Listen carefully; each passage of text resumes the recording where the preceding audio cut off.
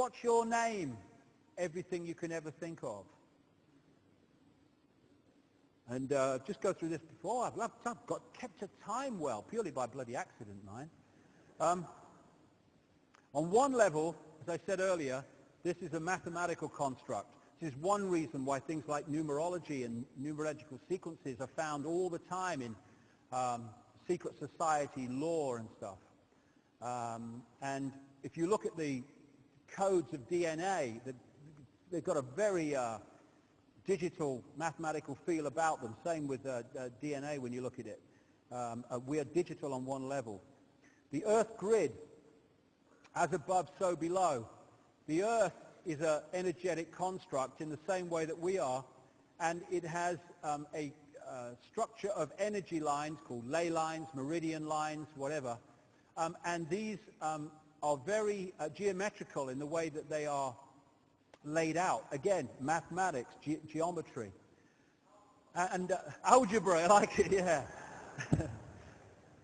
The Earth grid equals x, y squared. And x, y squared, where'd that come from? I don't know.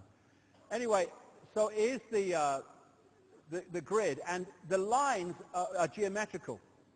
And what a lot of people have now researched ancient structures and temples and standing stones and what have you. They found that they are amazingly, stands back in amazement, in geometrical relationship to each other all over the world. How did they do that? Miraculous? No. If you have that ancient knowledge, and I'll come to that in the second half, or the second section, you know where these vortexes are. If you put a temple or a construction on that vortex, it is going to be in relationship geometrically to these other ones because you're putting it on a geometrically formed grid. And just like we have the chakra system of vortexes, so does the Earth. And like I say, things like Stonehenge and these great constructions of the ancient world were invariably put on these vortex points, which is where the geometrical relationship comes from. Also, because of this ancient knowledge I'll talk about when we've had a break, you find that these great ancient constructions and temples and amazing creations are using classic geometrical and mathematical codes like pi and golden mean, extraordinary. Also, what comes up a lot is the Fibonacci sequence of numbers, which was attributed in terms of discovery, although it seems it was known long before, to this guy, Leonardo Pisano Fibonacci. I'm not sure, I think he was Italian, I'm not sure. And the Fibonacci sequence is you add the two numbers together to get the next one. And this sequence you find throughout nature and throughout the formation and the relationships of parts of the human body and the human face. You find this Fibonacci sequence because that's the mathematical construct level of reality manifesting itself. The same with how flowers grow and how flowers are formed.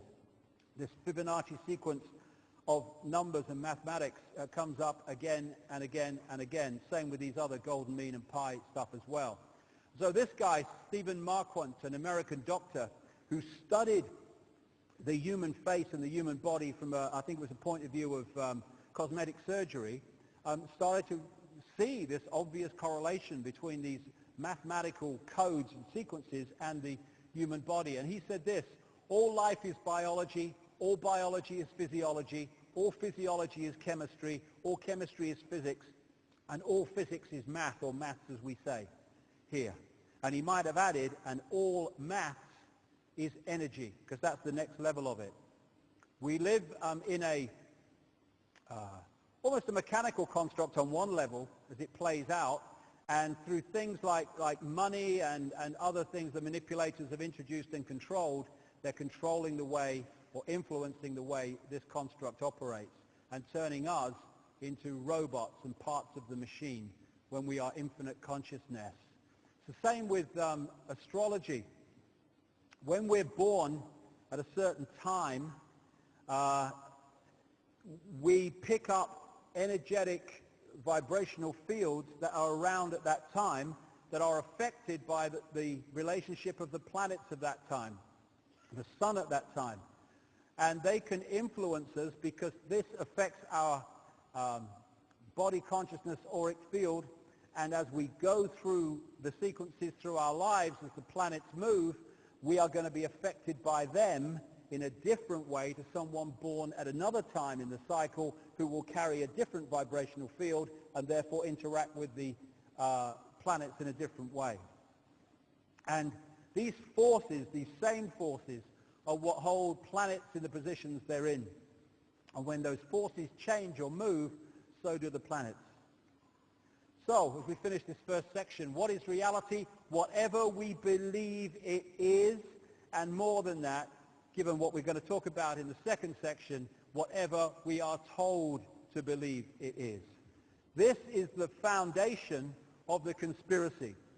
And I've started with this because from that, as we move through the day, the way society is structured and the way that the whole system that we experience every day works starts to make dramatically more sense once we realize what we're dealing with, and also have the knowledge that those in the shadows, not the bushes and people like that, the ones with the real power, they understand all this, and they've structured society with that knowledge to control us through this knowledge.